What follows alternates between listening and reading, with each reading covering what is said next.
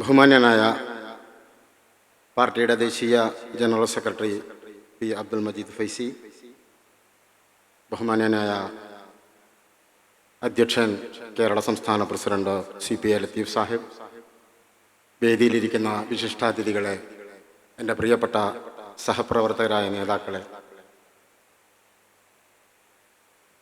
93ാമത്തെ വയസ്സിൽ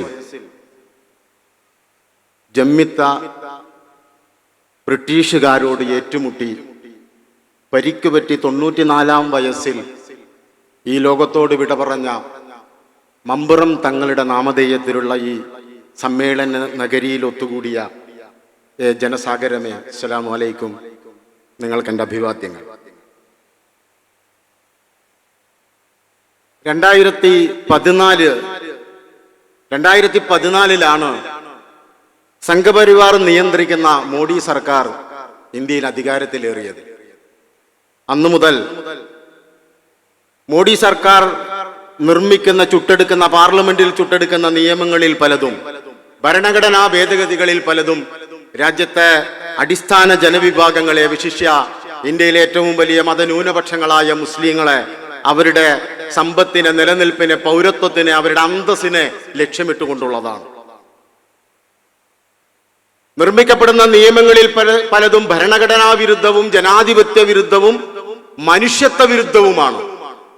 നമ്മുടെ രാജ്യത്തെ പൗരന്മാരുടെ അന്തസ്, അഭിമാനം, അവരുടെ സുരക്ഷ, രാജ്യത്തിന്റെ പരമാധികാരം, ഇതൊക്കെ ഭരണഘടനാനുസൃതമായി തന്നെ ഭരണാധികാരികളുടെ ബാധ്യതയാണ്. എന്നാൽ നമ്മുടെ ഭരണാധികാരികൾ, ഇന്ത്യൻ ഭരണാധികാരികൾ, അവരുടെ നിലപാട് എന്താണ്? ബ്രിട്ടീഷുകാരുടെ വിഭജിച്ച് ഭരിക്കുക എന്ന തന്ത്രമാണ് അവരിന്ന് ഈ രാജ്യത്ത് നടപ്പിലാക്കിക്കൊണ്ടിരിക്കുന്നത്. ഇന്ത്യൻ പൗരന്മാരെ, അനധികൃത കുടിയേറ്റക്കാരെന്ന പേരിൽ ഇന്ത്യൻ പൗരന്മാരെ കാലുകളും കൈകളും ചെങ്ങലകളാൽ ബന്ധിച്ച് രാജ്യത്തിന്റെ പരമാധികാരത്തെ പോലും വെല്ലുവിളിച്ചുകൊണ്ട്, രാജ്യത്തെ പൗരന്മാരുടെ, ഇന്ത്യൻ പൗരന്മാരുടെ അന്തസ്സിനെ ചോദ്യം ചെയ്തുകൊണ്ട്, കുറ്റവാളികളെ പോലെ അമേരിക്ക സൈനിക വിമാനത്തിലാണ് ഇന്ത്യയിൽ കൊണ്ടിറക്കുന്നത്. നമ്മുടെ ഇന്ത്യയുടെ പ്രതികരണം എന്താണ്?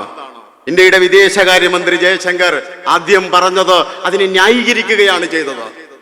പിന്നീട് വലിയ പ്രതിഷേധങ്ങൾ ഉണ്ടായി നമ്മുടെ രാജ്യത്തിന്റെ തെരുവുകളിൽ, പാർലമെന്റിൽ വലിയ പ്രതിഷേധമുണ്ടായി. അപ്പോഴാണ് അദ്ദേഹം പറഞ്ഞത്, ഞങ്ങൾ അമേരിക്കയെ ആശങ്കയറിയിച്ചിട്ടുണ്ട് എന്ന് പറഞ്ഞു.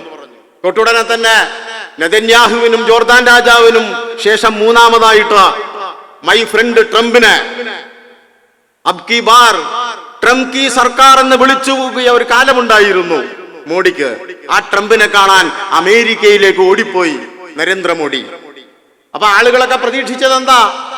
ഇനി പാസഞ്ചർ വിമാനത്തിലായിരിക്കും ആളുകളെ കൊണ്ടുവരിക, അല്ലെങ്കിൽ വിമാനം ചാർട്ട് ചെയ്ത് കൊണ്ടുവരുമെന്ന് പ്രതീക്ഷിച്ചു. അമേരിക്കൻ പ്രസിഡന്റുമായി ചർച്ച നടത്തി. അതിനുശേഷം വീണ്ടും അമൃത്സറിലേക്ക് അമേരിക്ക സൈനിക വിമാനത്തിൽ തന്നെ കൈകാലുകൾ ബന്ധിച്ച് ഇന്ത്യൻ പൗരന്മാരുടെ അവർ അന്തസ് ചോദ്യം ചെയ്ത ഇന്ത്യയുടെ പരമാധികാരത്തെ ചോദ്യം ചെയ്ത് കൊണ്ടുവന്നു. മാത്രമല്ല, സിഖ് മതവിശ്വാസികളുടെ തലപ്പാവ് ഊരി മാറ്റി. കൊളംബിയയുടെ പ്രസിഡന്റിന്റെയൊക്കെ നട്ടെല്ല് കണ്ടു പഠിക്കണം. നട്ടെല്ലിന്റെ സ്ഥാനത്ത് വാഴനാരാണ് നരേന്ദ്രമോദിക്കുള്ളത്. ഇന്ത്യയുടെ അഭിമാനത്തെ, അന്തസ്സിനെ, ഈ രാജ്യത്തിന്റെ പരമാധികാരത്തെ ലോകത്തിന് മുന്നിൽ ഉയർത്തിപ്പിടിക്കാൻ കഴിയാത്ത ഭരണാധികാരിയാണ്. ഈ ഇരിക്കുന്ന നിങ്ങളിൽ ആർക്കും, ഈ ഇരിക്കുന്ന സംഘപരിവാരത്തെ തിരിച്ചറിഞ്ഞ ഒരാൾക്ക് പോലും നരേന്ദ്രമോദി ആർജവത്തോടെ, വെളുത്ത സായിപ്പിന്റെ മുമ്പിൽ, ഒരു സാമ്രാജ്യത്വവാദിയുടെ മുമ്പിൽ ആർജവത്തോടെ 2 വാക്ക് പറയുമെന്ന് നിങ്ങൾ ആരും വിശ്വസിക്കില്ല. കാരണം നരേന്ദ്രമോദിയുടെ പാരമ്പര്യം അതാണ്.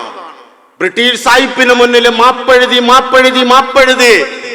ജയിൽ മോചിതനായി ബ്രിട്ടീഷ് സേവ നടത്തി സ്വാതന്ത്ര്യ സമരത്തെ ഒറ്റുകൊടുത്ത സവർക്കറുടെ ആരാധകനായ നരേന്ദ്രമോദി എങ്ങനെയാണ് ആർജവത്തോടെ ഒരു വംശീയവാദിയുടെ മുമ്പില്, സാമ്രാജ്യത്തെ കഴുകന്റെ മുമ്പില്, ഇന്ത്യ എന്ന ജനാധിപത്യ രാജ്യത്തിന് നേർക്ക് പല്ലിളിച്ച് കാണിക്കുന്ന ട്രംപിന് മുന്നില് ആർജവത്തോടെ സംസാരിക്കാൻ കഴിയുക? അദ്ദേഹത്തിന്റെ പാരമ്പര്യം സവർക്കറുടെ പാരമ്പര്യമായത് കൊണ്ടാണ്. ഈ രാജ്യത്ത് അമേരിക്കയിൽ നിന്ന് വന്ന ഉടനെ തന്നെ അദ്ദേഹം തുടങ്ങും വിദ്വേഷ പ്രസംഗങ്ങള്. ഈ രാജ്യത്ത് ഏറ്റവും കൂടുതൽ വിദ്വേഷ പ്രസംഗങ്ങൾ നടത്തുന്നതിൽ ഒന്നാമത് നിൽക്കുന്നത് നരേന്ദ്രമോദിയാണ്. ഒന്ന് ഓർത്തുകൊള്ളുക, സംഘപരിവാരമേ, നിങ്ങൾ ഓർത്തു വെക്കുക. നിങ്ങൾ ഈ രാജ്യത്ത് നടപ്പാക്കുന്ന കിരാത നിയമങ്ങളുണ്ടല്ലോ, നിങ്ങൾ സിറ്റിസൺഷിപ്പ് അമെൻഡ്മെന്റ് ആക്ട് ഈ രാജ്യത്ത് നടപ്പാക്കുന്നു. ഈ രാജ്യത്ത് പൗരത്വത്തിന് മതം മാനദണ്ഡമാകുന്ന ആ നിയമമുണ്ടല്ലോ, പൗരത്വ നിയമം. ഈ രാജ്യത്തെ വൻകിട ബീഫ് കയറ്റുമതിക്കാർക്ക് വേണ്ടിയിട്ട് ഈ രാജ്യത്തെ മുസ്ലിങ്ങൾക്കെതിരെ കലാപം നടത്താൻ നിങ്ങൾ ഭരിക്കുന്ന സംസ്ഥാനങ്ങളിൽ നിങ്ങൾ നടപ്പാക്കുന്ന ഗോവധ നിരോധന നിയമമുണ്ടല്ലോ. നിങ്ങൾ ഈ രാജ്യത്തെ മുസ്ലിം ജനവിഭാഗങ്ങളെ പുരുഷന്മാരെ പിശാചുവൽക്കരിക്കുന്നതിന് അവരുടെ സിവിൽ നിയമത്തെ, വിവാഹമോചന നിയമത്തെ 3 വർഷം തടവനുഭവിക്കേണ്ടി വരുന്ന, പിടിയൊടുക്കേണ്ടി വരുന്ന ക്രിമിനൽ കുറ്റമാക്കി മുത്തലാഖ് നിയമം മാറ്റിയല്ലോ, ആ നിയമമുണ്ടല്ലോ. ഈ രാജ്യത്തെ ബഹുസ്വരതയെ തകർത്ത്, നാനാത്വത്തിൽ ഏകത്വത്തെ തകർത്ത് ഈ രാജ്യത്തെ ഏകശിലാരൂപത്തിലുള്ള ഒരു രാഷ്ട്രമാക്കി, ഒരു ഹിന്ദു രാഷ്ട്രമാക്കി, മതരാഷ്ട്രമാക്കി മാറ്റാൻ നിങ്ങൾ ലക്ഷ്യമിട്ട് കൊണ്ടുവരാൻ പോകുന്ന കോമൺ സിവിൽ കോഡ് ഉണ്ടല്ലോ. നിങ്ങൾ ഈ രാജ്യത്ത് നടപ്പിലാക്കുന്ന മതപരിവർത്തന നിരോധിത നിയമമുണ്ടല്ലോ.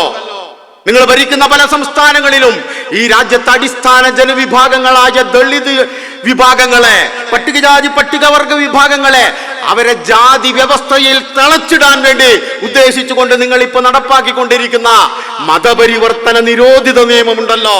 ക്രിസ്ത്യൻ മതപ്രചാരകരെ ജയിലിലടക്കുന്ന, പാപ്പച്ചനും ഷീജയും ജയിലിലാണ്. അങ്ങനെ അവരെ പ്രചാരകരെ ജയിലിലടക്കുന്ന നിയമങ്ങളുണ്ടല്ലോ.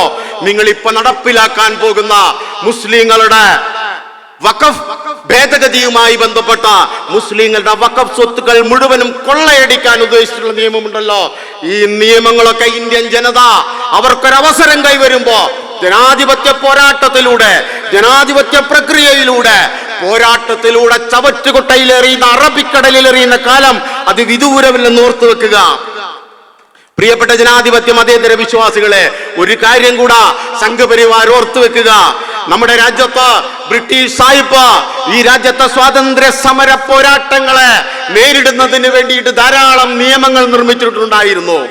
ആ നിയമങ്ങൾക്കെതിരെ സിവിൽ നിയമലംഘന പ്രസ്ഥാനം നടത്തിയ രക്തസാക്ഷിയായ മഹാത്മാഗാന്ധിയുടെ മണ്ണാണ് ഇന്ത്യ. ഈ രാജ്യത്തിന്റെ ചരിത്രവും പോരാട്ട വീര്യവും സംഖ്യകളെ നിങ്ങൾ ഓർത്തുവെക്കുക എന്ന് മാത്രം പറഞ്ഞുകൊണ്ട് എന്നെ ശ്രവിച്ച മുഴുവൻ ജനാധിപത്യ മതേതര വിശ്വാസികൾക്കും ധീരവീര വിപ്ലവാഭിവാദികൾക്കും നേർന്നുകൊണ്ട് നിർത്തുന്നു നിങ്ങൾക്ക് എന്റെ അഭിവാദ്യങ്ങൾ.